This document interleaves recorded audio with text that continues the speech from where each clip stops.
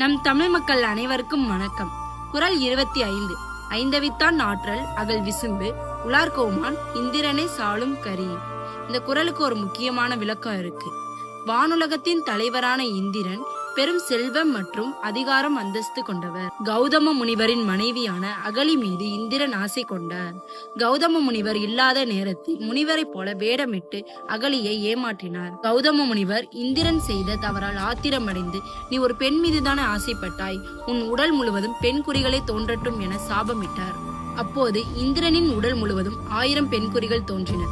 இது பார்ப்பதற்கு அருவருப்பாகவும் அவமானமாகவும் இருந்தது. தேவர்களின் தலைவர் ஊர் மக்கள் முன்னாடி தலை காட்ட முடியாத அளவுக்கு பெரிய அவமானத்தை சுமந்தார்.